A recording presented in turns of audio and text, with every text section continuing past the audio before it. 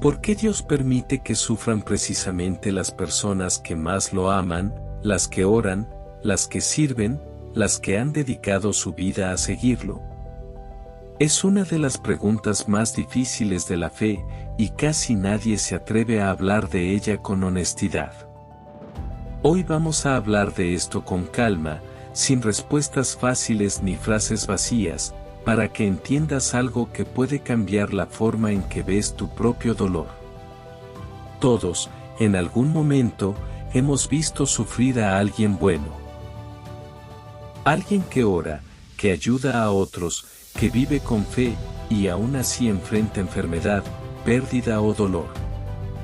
Esa contradicción nos incomoda, porque esperamos que la fe sea una especie de escudo contra el sufrimiento.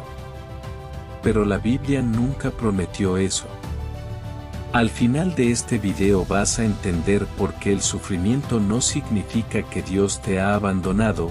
Vas a ver ejemplos bíblicos de personas amadas por Dios que sufrieron profundamente, y vas a encontrar una forma distinta de mirar tu propio dolor. Primer punto, el sufrimiento no es señal de castigo. Muchas personas piensan que si están sufriendo, es porque hicieron algo mal, o porque Dios los está castigando. Pero esa idea, aunque común, no es bíblica.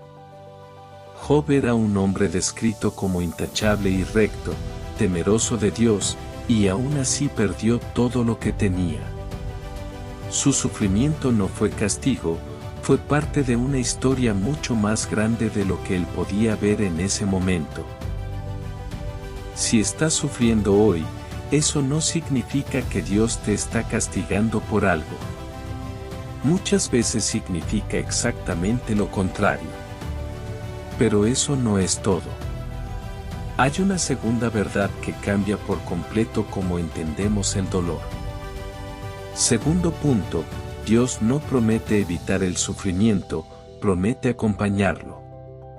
Jesús mismo lo dijo con claridad: en este mundo tendréis aflicción, pero confiad, yo he vencido al mundo. No prometió una vida sin dolor. Prometió su presencia en medio del dolor. Eso cambia todo. La pregunta ya no es por qué sufro, sino con quién enfrento este sufrimiento.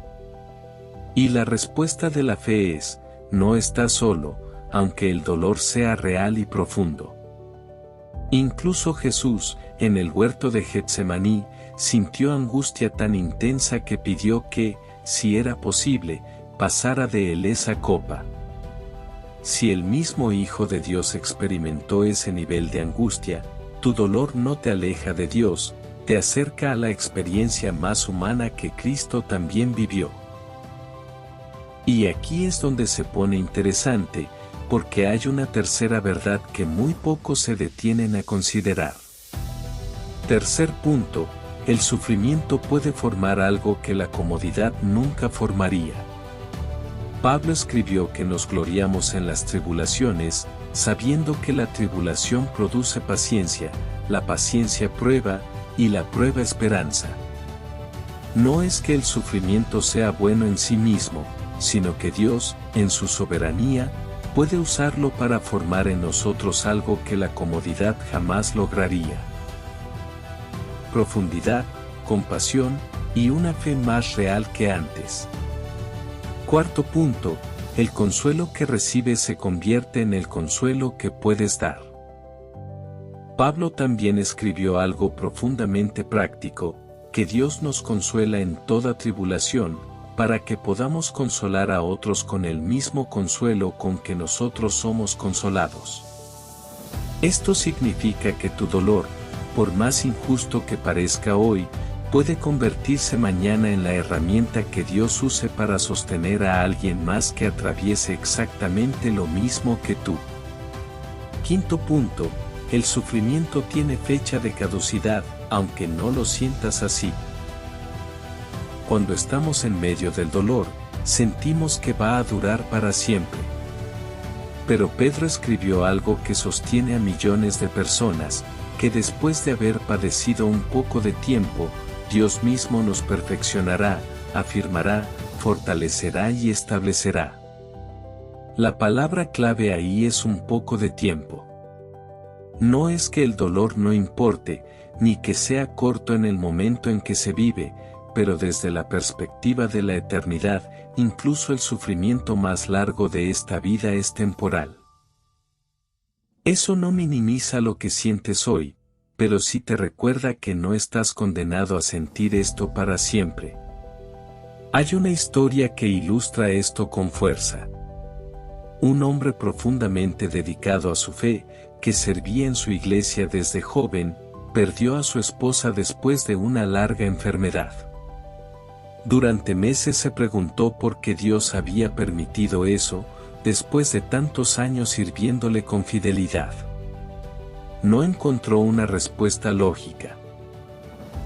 Lo que encontró, con el tiempo, fue una cercanía con Dios que nunca antes había experimentado, y una capacidad de consolar a otros que atravesaban el mismo dolor, algo que solo pudo desarrollar porque él mismo lo había vivido.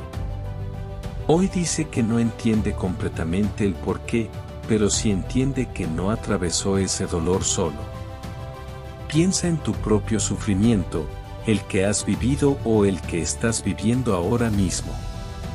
¿Has buscado una explicación lógica que quizás nunca llegue en esta vida?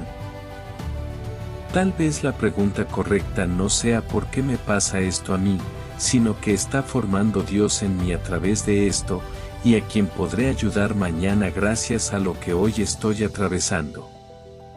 Esa pregunta no elimina el dolor, pero le da un sentido que la desesperación nunca podría darle. No todas las preguntas tienen respuesta en esta vida. Pero la fe no consiste en tener todas las respuestas, consiste en confiar en aquel que sí las tiene, incluso cuando nosotros no entendemos nada de lo que estamos atravesando. El sufrimiento no es prueba de que Dios te dejó de amar, muchas veces es precisamente donde su amor se vuelve más real. Si esta palabra tocó tu corazón hoy, dale like a este video, para que más personas que están atravesando dolor puedan encontrar esta esperanza. Suscríbete a este canal, porque cada semana hablamos con honestidad de los temas de fe más difíciles de la vida. Y si crees que Dios está contigo en medio de tu sufrimiento, aunque hoy no lo entiendas, escribe en los comentarios la palabra amén. Que Dios te consuele, y que encuentres su paz incluso en medio del dolor.